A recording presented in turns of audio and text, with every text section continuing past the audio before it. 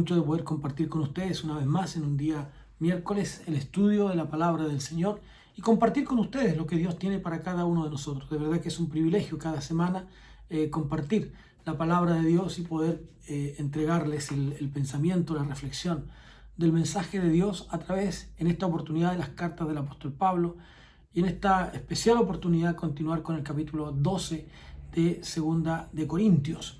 Así es que vamos a orar y luego entonces entramos en materia en nuestro estudio de hoy, que sin duda traerá bendición a su vida y principalmente a la mía también. Así que oremos. Padre, te damos gracias por este día que tú nos das, por este día que tú nos has permitido vivir, por la gracia de tu amor y de tu misericordia, Señor, que al acercarnos al texto de tu palabra lo hagamos con tranquilidad, lo hagamos con sapiencia y que la inspiración y la dirección de tu Espíritu Santo sea con nosotros para que nada entorpezca, Señor, lo que tú tienes revelado para nosotros. En el nombre precioso de Jesús. Amén y amén. Amados, vamos a continuar entonces con nuestro estudio, como les dije, de la segunda carta del apóstol Pablo a los hermanos de Corinto, y específicamente hoy día en el capítulo 12, desde el versículo 13 en adelante. Estábamos viendo este hecho del apóstol Pablo de manifestar su debilidad en algunas cosas, pero también su humildad y su comprensión en aquellas cosas que el Señor tenía para él y que compartía con cada uno de los hermanos. Hoy continuaremos con ese pensamiento de la palabra del Señor, para lo cual les propongo entonces entrar en el texto bíblico, en este propósito, en este objetivo del apóstol Pablo de volver a estar en Corinto. ¿Cuál era su intención? ¿Cuál era la razón de ser? Ahora, por supuesto que uno podría entender rápidamente que el propósito del apóstol siempre es consolidar, fortalecer, ¿no es cierto?, a los hermanos en la fe, para que ellos puedan vivir una vida cristiana agradable a Dios. Por lo tanto, lo que el apóstol Pablo nos plantea aquí tiene que ver con esa dirección, con ese propósito. Por lo tanto, les invito a leer los textos 13 y 14 de este pasaje bíblico, que dicen así: porque ¿en qué habéis sido inferiores a las otras iglesias? Excepto en que yo mismo nos he sido carga. Perdonadme este agravio. Ahora por tercera vez estoy preparado para ir a vosotros, y no os seré una carga, porque no busco lo vuestro, sino a vosotros, pues no deben atesorar los hijos para los padres, sino los padres para los hijos. Aquí vemos a este papá espiritual, a este papá que se preocupa por el crecimiento de sus hijos, un padre que se preocupa, diríamos en términos humanos, de la mantención de sus hijos y de la alimentación y del sustento de estos. De la misma manera, el apóstol Pablo entonces plantea este deseo de su corazón, sentirse como padre espiritual de ellos, y aunque ya les había conducido a Cristo y había sido quien establecía la iglesia, ahora él siente que debe ir un poco más allá. Él dice: las veces que yo he estado ahí no he sido gravoso para ustedes, no he sido una carga para ustedes, y espero no serlo. No espero no serlo, porque en realidad deben ser los padres, dice, quienes procuren, ¿no es cierto?, dejar a los hijos con un legado, y no al revés. No los hijos atesorar o dejar un legado para los padres, porque esto no alcanzarán a disfrutarlo. Por lo tanto, en nuestra vida espiritual, nosotros, usted y yo, debemos estar preocupados de cómo dejamos un legado espiritual sobre aquellos que el Señor ha puesto bajo nuestro cuidado, ya sea un hermano más nuevo que usted, o en el caso de los pastores, la iglesia del Señor, que es un legado importante y que por lo tanto debemos conducir de una mejor manera hacia el encuentro con Jesús. Entonces, Pablo plantea esta necesidad, dice: soy yo el que debo preocuparme por ustedes, soy yo el que debe procurar que ustedes crezcan, soy yo el que debe procurar que ustedes avancen en la fe, soy yo el que debe procurar que ustedes estén más cerca del Señor Jesús. Y eso es algo así. Por lo tanto, dice: yo no quiero ser gravoso a ustedes. Y aquí aparece un texto interesante de entre lo que Pablo plantea, y dice: y yo, dice, con el mayor placer gastaré lo mío, ¿ya? Y aún yo mismo me gastaré del todo por amor de vuestras almas, aunque amándoos más, sea amado menos. A ver, Pablo está diciendo que parecía que cuanto más les quería, menos le querían ellos a él. Hay una suerte de contradicción aquí, porque Pablo, Pablo está diciendo, dice, yo con el mayor de los placeres me gastaré, porque los amo. No voy a dejar de pensar en que es necesario que yo invierta mi vida, mi tiempo, eh, mis conocimientos, y que los ponga al servicio para que ustedes puedan crecer, para que ustedes puedan avanzar, para que ustedes puedan superarse en la vida cristiana. Yo me gastaré a mí mismo. Es más, dice, gastaré de lo que yo tengo, de mis recursos económicos, diríamos, ¿no? Invertiré ahora en ustedes mi vida y mis recursos. Ahora, recuerda, hermano, que invertir tiempo en la obra del Señor o invertir dinero en la obra del Señor es eso, invertir. Ahora, escuche bien lo que estoy diciendo. Cuando hablamos de inversión, lo que estamos diciendo, y en términos financieros se usa esto mucho, ¿no es cierto? Y así tiene que ser. Cuando uno invierte en una empresa, lo que espera es que esa empresa te devuelva, ¿no es cierto?, la inversión que tú has hecho y obtener ganancias. Ahora, Pablo aquí no está pensando en él. Cuando él dice, yo con el mayor placer, ¿no?, gastaré lo mío. Con el mayor placer invertiré en la obra de Dios, lo haré con gozo, con alegría, ¿no? Y aún más dice, yo mismo me gastaré. Lo que está diciendo, yo quiero invertir en la obra del Señor. Invertiré mis recursos económicos, invertiré mi vida, invertiré mis conocimientos, invertiré todo lo que soy, pero no para recuperar para mí, sino para el reino de Dios. Y eso es lo que nosotros debemos tener en cuenta. Aunque dice, haciendo esto pueda ser amado menos y pueda ser considerado menos. Pero en todo caso, dice, yo no os fui carga, no obstante, algunos dicen que, siendo astuto, os sorprendí con engaño. Mire lo que dice este hombre de Dios. En el texto 14 les había dicho que no buscaba lo que ellos tenían, no buscaba su dinero, no buscaba lo que ellos poseían, sino que lo que buscaba era la vida de ellos. Lo que le apasionaba, lo que le inquietaba, lo que a él le preocupaba era ganarlos para Cristo. No está interesado en sus bienes. Lo que tienen en sus bienes es de ustedes. Pero me preocupan sus almas. Y eso es lo que el apóstol Pablo está diciendo en el texto 14. Fíjense que voy a leerlo en Reina Valera, este texto 14. Dice lo siguiente. Por tanto, dice, he aquí por tercera vez estoy preparado para ir a vosotros y no os seré gravosos, porque no busco lo vuestro, sino a vosotros. Aquí está el sentido, ¿no? No busco lo que ustedes tienen. No estoy interesado en los recursos económicos que ustedes tienen. Estoy interesado en vuestras almas. Pues no deben atesorar los hijos para los padres, sino los padres para los hijos. Quiero, anhelo, deseo que ustedes puedan ser distintos. Procuro el bienestar de ustedes. Eso es lo que el apóstol Pablo está diciendo. Entonces, aquí dice, simplemente me gastaré a mí mismo. Gastaré de lo mío. Invertiré de lo mío, ¿no?, para alcanzarlos a ustedes. Ahora, pero en todo caso dice, yo no fui carga para ustedes en el texto 16. Siendo astuto, dice, os sorprendí con engaño. Y eso es lo que está diciendo. Ahora, estas palabras tan interesantes del apóstol Pablo son las palabras de Jesús. Jesús dice, seguidme y os haré pescadores de hombres. Él no está diciendo que cada vez que pescaran tendrían una moneda de oro en su boca. Y él dice que el énfasis ha de estar en buscar a los perdidos. El mismo Jesús lo dijo. Yo he venido a buscar y a salvar a los perdidos, a los que estaban lejos de mi Padre. Yo he venido en busca de aquellos que necesitan reconciliarse con Dios. Y ese es el objetivo de Pablo. Pablo está diciendo, yo no busco el dinero de ustedes. Lo que procuro es el alma de ustedes, ¿no? Así es que Pablo dice, por favor, aténganse a esto, pongan atención.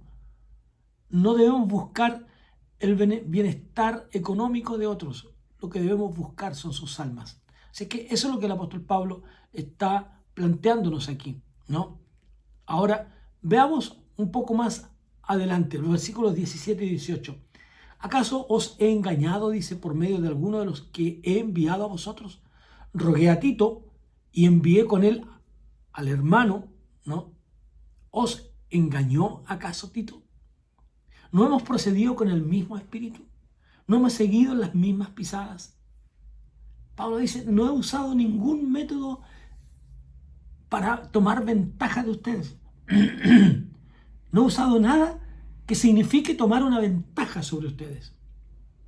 Simplemente he predicado con toda sencillez el mensaje de la palabra de Dios. Ustedes siguen siendo mi objetivo en la predicación. Eso es lo que está diciendo el apóstol Pablo. Ustedes son mi objetivo. Ustedes son lo que yo procuro alcanzar.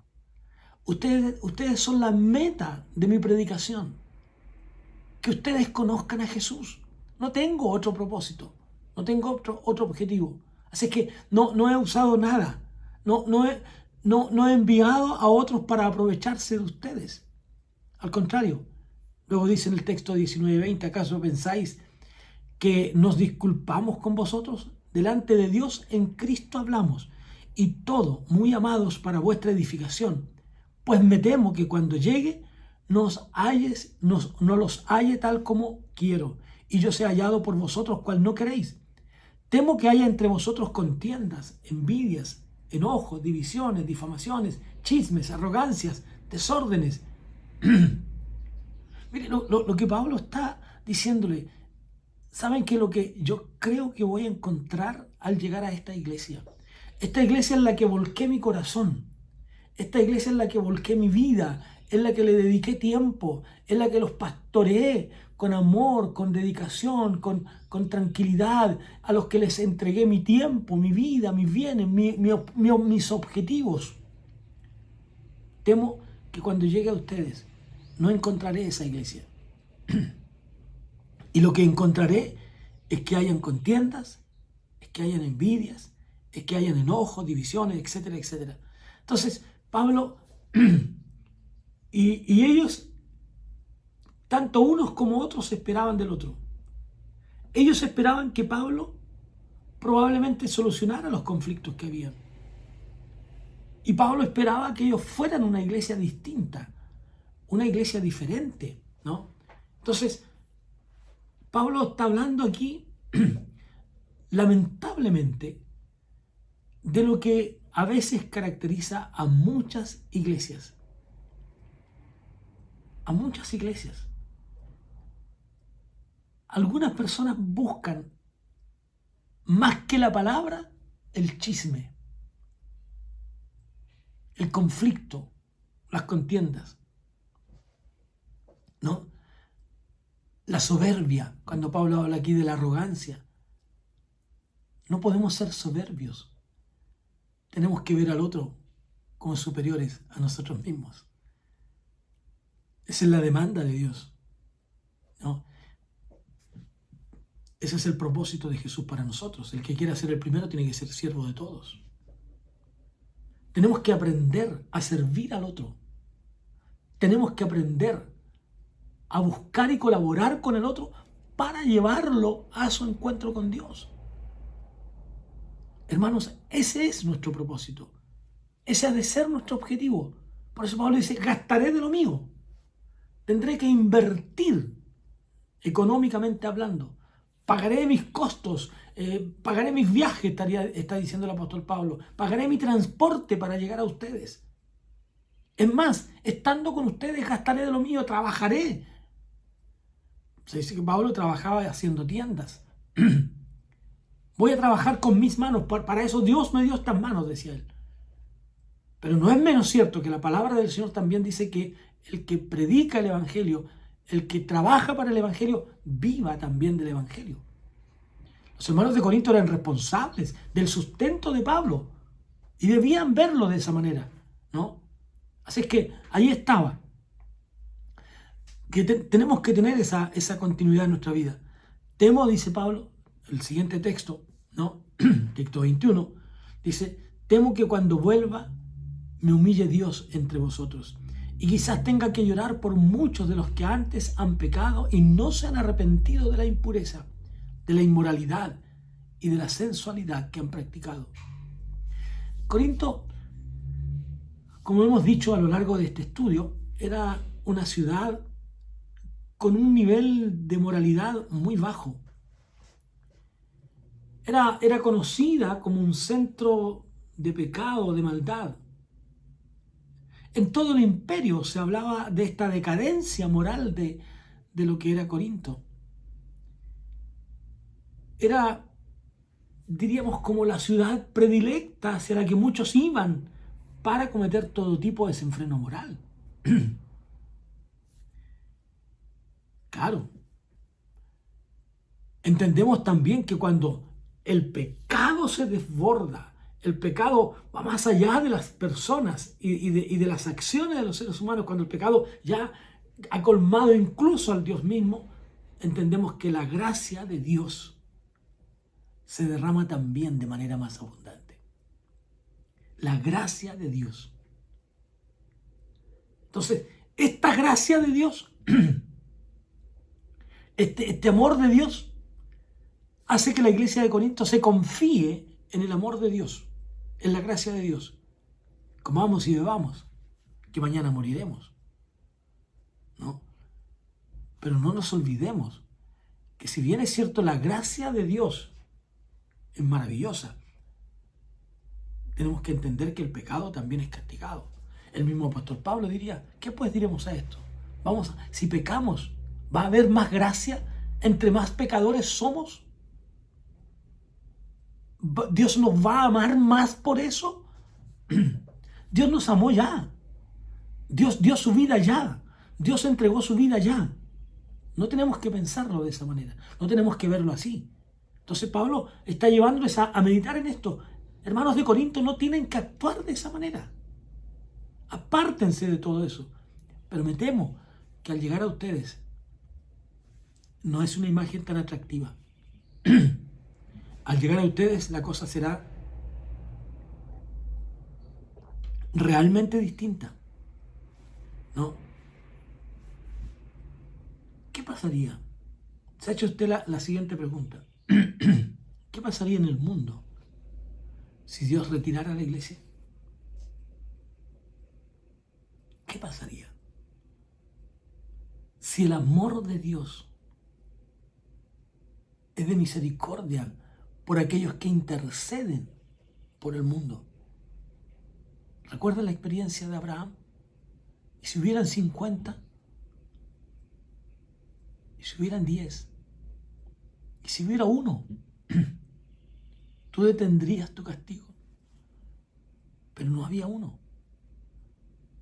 Hermanos, muchas veces Dios detiene todo por amor a ese uno. ¿Qué pasaría con el mundo? Este mundo que está en desenfreno. Este mundo que vaga en la oscuridad. Este mundo que va tras los placeres de la vida. Este mundo que busca cada vez. Este mundo que en lugar de ir mejorando empeora. ¿No? Ahora, ¿cuál es la situación de la iglesia? La iglesia se conforma, como diría el apóstol Pablo a los hermanos de Roma, no os conforméis a este siglo. La iglesia simplemente se ha conformado a andar. Yo quiero leer el texto del apóstol Pablo para que nosotros podamos tenerlo también para nuestra vida. Dice Pablo, así que hermanos os ruego por las misericordias de Dios que presentéis vuestros cuerpos en sacrificio vivo, santo, agradable a Dios, que es vuestro culto racional.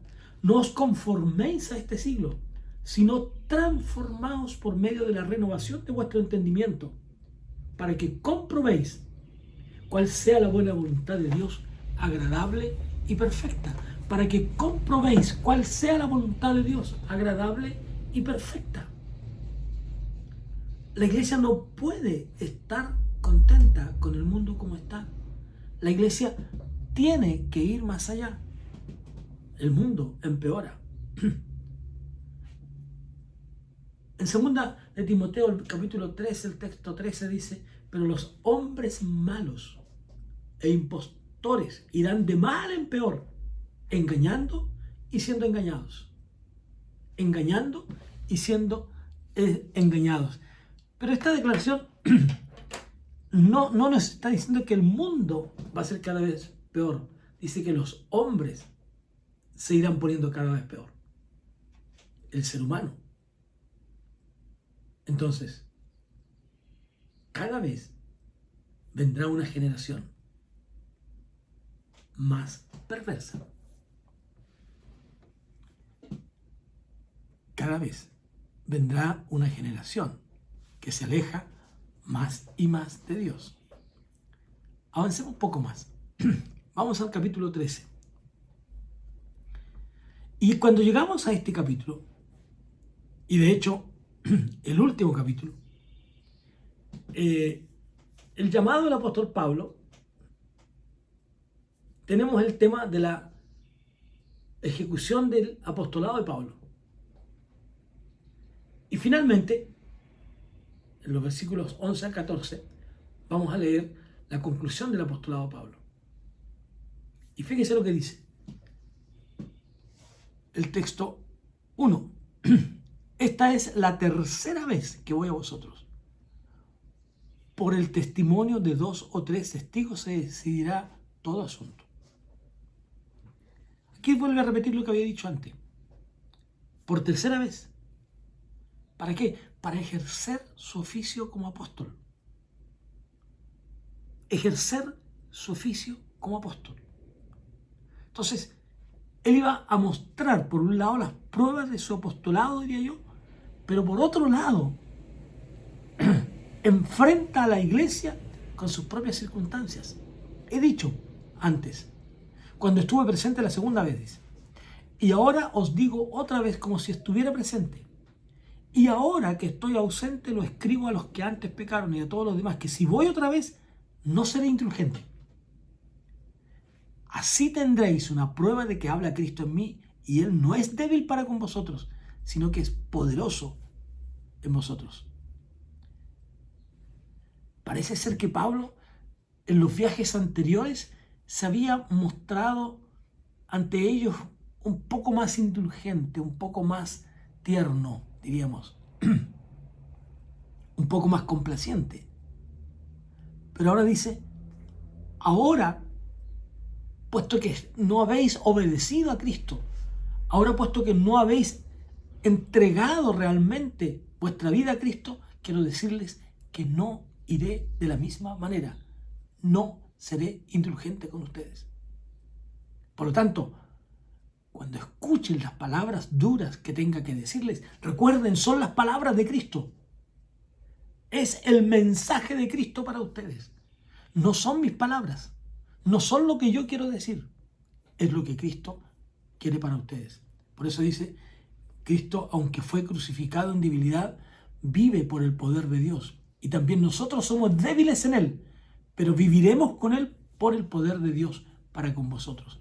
Aunque aparentemente el acto de Cristo fue un acto de debilidad, fue un acto de indulgencia, simplemente Pablo está diciendo, es al revés. En la cruz Él demostró el amor por la humanidad y luego demostró todo su poder al resucitar de entre los muertos. En la cruz no hay un acto de debilidad. Amigos, hermanos, en la cruz no existe acto débil. En la cruz existe un acto de amor inmenso, de misericordia hacia el prójimo, hacia esa persona que se pierde. En la cruz hay un acto de servicio, hay un acto de sacrificio, de ofrecimiento. Dios ofrece en el altar del incienso, Dios ofrece a su Hijo en propiciación por los pecados de la humanidad. No es un acto de debilidad. Pero luego, en la resurrección, Dios muestra a la humanidad todo su poder. La tumba no fue capaz de contener el cuerpo de Jesús. Él venció la tumba. Los sepulcros dice que se abrieron. La piedra que tapaba el lugar donde Jesús estaba fue movida, fue corrida. Él quitó el sello. ¿Por qué buscáis entre los muertos al que vive?, dijo él. ¿Por qué? Él no está aquí. Él ha resucitado. Vayan, cuéntenlo a la humanidad. Se cumplió la promesa del Señor. Eso es. Por lo tanto, no veamos la cruz como un acto de debilidad. Veamos la cruz como un acto de amor. Y veamos la resurrección como un acto del poder de Dios. Y luego Pablo añade lo siguiente: examinaos a vosotros mismos para ver si estáis en la fe. Probaos a vosotros mismos. ¿O no os conocéis a vosotros mismos? ¿No sabéis que Jesucristo está en vosotros?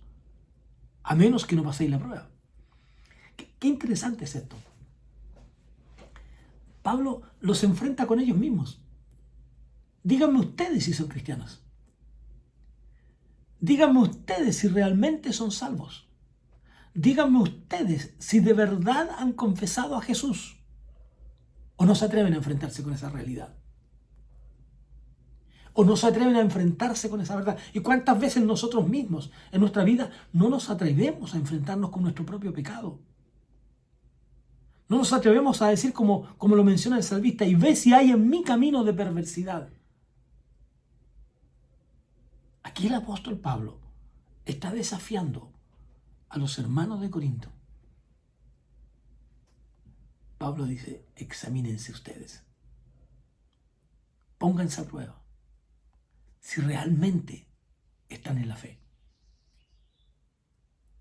No está diciendo examínense para saber si creen o no en los milagros. No está diciendo examínense para ver si creen o no en que existe Dios, porque lo sabían perfectamente. Examínense para ver si ustedes realmente son salvos y si de verdad ustedes creyeron en Jesucristo como su Salvador. No porque la salvación se pierda, sino porque si de verdad creyeron en Jesús. Esa es una prueba que ustedes deben buscar, dice Pablo.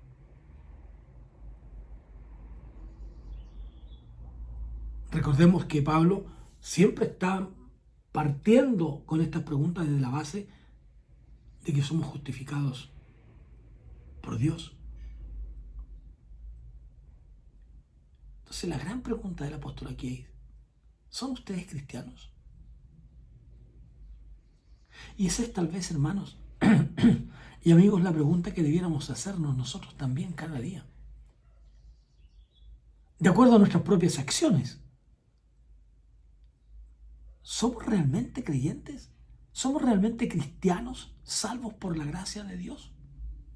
¿O qué es lo que pasa con nosotros? O como dice una canción popular por ahí: ¿a dónde vamos a parar?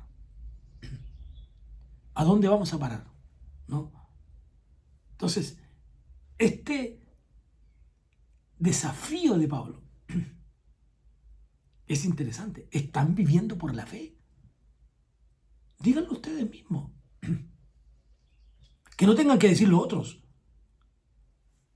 Pónganse ustedes frente al espejo, face to face, y con toda honestidad y con toda sinceridad, revélense a sí mismos si son o no creyentes. Y miren lo que dice después: espero que reconoceréis que nosotros no estamos reprobados, no hemos fracasado en la prueba. Pablo había hecho el mismo ejercicio. Pablo había tenido la misma actitud que les está pidiendo a ellos. Y les dice, yo he pasado la prueba. Yo soy salvo por la gracia del Señor. Yo soy salvo por la gracia del Señor. Yo vivo por la fe. Yo vivo siendo impulsado por la fe. Y luego añade, y oramos a Dios, que ninguna cosa mala hagáis, no para que nosotros aparezcamos aprobados, sino para que vosotros hagáis lo bueno. No es para, ustedes no nos añaden beneficios a nosotros porque se acercan a Dios, sino es para ustedes mismos. Porque nada podemos hacer contra la verdad, sino solo a favor de la verdad. Por lo cual nos gozamos cuando nosotros somos débiles y vosotros fuertes. Y aún oramos para que seáis hechos perfectos. Esa es la razón, dice Pablo, porque les escribo estas cosas estando ausente. Para no usar de severidad cuando esté presente, para no maltratarlos cuando esté, sino que disfrutemos de estar juntos, de abrazarnos, de gozarnos, de adorar, de alabar a Dios. Que cuando estemos juntos no tengamos que hablar de estas cosas que nos añaden, sino para gozarnos en el Señor. Eso es. Prefiero hacerlo así, dice Pablo. Así que, hermanos míos, dice Pablo, gozaos, regocijaos, perfeccionados, consolados, sed de un mismo sentir y vivid en paz, y el Dios de paz estará con vosotros. Qué bendición es saber que el apóstol Pablo, al confrontar a los hermanos de Corinto, lo hace con esa mirada. Y tal vez usted también necesita hacer la misma reflexión. ¿Cuánto vivo por fe? ¿Y cuál es realmente mi relación con Cristo? Tal vez nos encontremos con alguna sorpresa. Que Dios les bendiga, queridos. Padre, gracias por tu palabra para nosotros. Gracias por tu amor, por tu misericordia. En el nombre de Jesús. Amén. Amén. Nos encontramos el próximo miércoles en un nuevo tiempo de estudio de la palabra de Dios. Un abrazo grande.